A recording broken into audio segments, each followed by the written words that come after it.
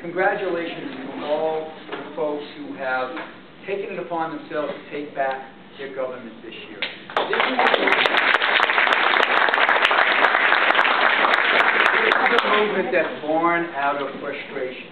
There are a lot of people in this room, I know. There's some who have been long-term politicos, who've been involved in the process. There are a lot of you who've never really been involved politically before. But there's something that's touching a nerve. There's something that's giving you the impetus to get out there and say, I'm going to get involved myself because I'm scared. I'm scared of what's happening to my country. I'm scared of seeing this enormous debt being run up that's going to be crushing to my children and my grandchildren. I want to get control of this nation again because that incumbent class out there doesn't seem to be concerned about us.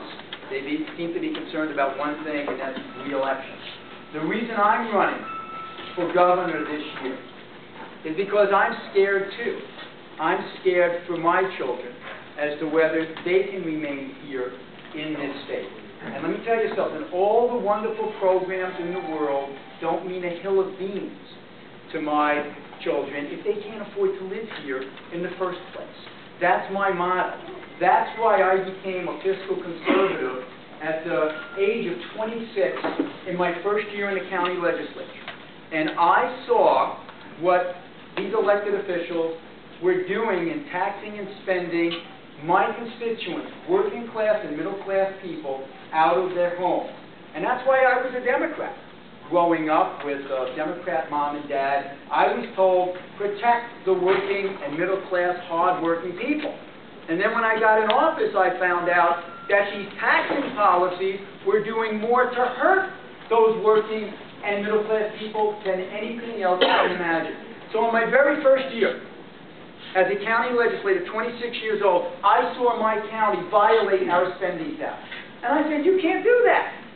And they said, what are you going to do, sue us? I said, darn right I am. I sued them and I won. And I returned $33 million back to the public. And I garnered this reputation as a fiscal watchdog and carried that with me as an elected representative of that district for about 14 years, went to the state assembly, and when I saw it in Albany, it would make your head spin. The public employee unions and the special interests run that place. They can't go into the chamber, but as soon as you go out to go to the men's room, they're following you in there and trying to get you to vote this way or that way. They're writing the legislation that is creating these archaic and Byzantine laws that have made us one of the highest cost places in the world in which to live. We can change that. We can change that if you have a governor who will run on a platform that is very specific and calls for a mandate to change. That's why I'm running right now. This is the year where the stars and the moons are all lined up together. This is a difficult state. It's a rather liberal state relative to the rest of the states around the Union. But as we saw in Massachusetts, things are changing, aren't they? But this is the one year where a true fiscal conservative can make a difference. Before I entered this race, people were writing off this gubernatorial election. They were saying it's a coronation, it's over. They're not saying that. The excitement that we brought to this race is palpable. There's a buzz out there right now, and it's all because of the skill set I bring to this race and the plan I've presented to save New York State from going bankrupt. That's what it's all about this year. You know, we're going to have a person running for governor this year who is an attorney general, who's popular, who has a lot of money, but it's kind of deja vu to 4 years ago, isn't it? Same kind of thing. And everybody thought it was going to be a coronation back then, and it was then. But there's a difference this year. This year, this state is on the verge of fiscal collapse. And there's one question that every voter, and I don't care if you're Democrat, Republican, Independent, Conservative, all voters are going to be asking this question. What are you going to do? What is your plan to save this state from fiscal insolvency? Don't tell me about what you've done as in your organization and this. What are you going to do to save this state? Because my family's fiscal health is at stake also. That's where I come in with my plan. When I took office as a county executive in 2004. My county, which is bigger than 11 states, mind you, 1.5 million people, was on the verge of fiscal collapse as well. $238 million deficit, the largest in our history, and all the pundits said, you cannot fix this unless you dramatically increase taxes or implement major dislocation of services. And I said, you're wrong. You just watch it. So what did we do? We went out, we privatized our HMO, something that's somewhat the opposite of what they've done recently in Congress.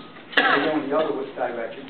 We put things out to bid and saved $100 million. We shrunk the size of government to an attrition program and didn't hire the people back. And we extracted $36 million from our public employee unions. Why did I do it? How did I do it? Where David Paterson could not? You have to have the guts to threaten layoffs. And that's what I did. I put layoffs right in my budget. But you know what? I didn't have to implement them. You know why? Because the mere threat of them brought the union to the table and they extracted those type of concessions. It has to happen. People in the private sector are hurting. They're losing their jobs. They're getting their benefits cuts. They're losing their pensions. They're not getting salary increases if they're keeping their job. But the public sector goes on merrily along as if there's no problem. But folks, we're on the brink of bankruptcy. Someone has to have the guts to say, this can't go on anymore, it's not sustainable. I'm that candidate. I took that $238 million deficit. By the end of the year, we had a surplus and a general fund tax cut. And for the next 6 years, general fund budget without a tax increase. I don't know if there are many other counties around the state that can say that. But it's that type of fiscal acumen that is exactly what is needed right now in this state. People are looking for an executive, for a manager to right this ship. And let me tell you something, it's going to take some tough medicine. You see what Chris Christie is doing over in Jersey? Tough stuff, but it's the right thing, isn't it? It's the right thing.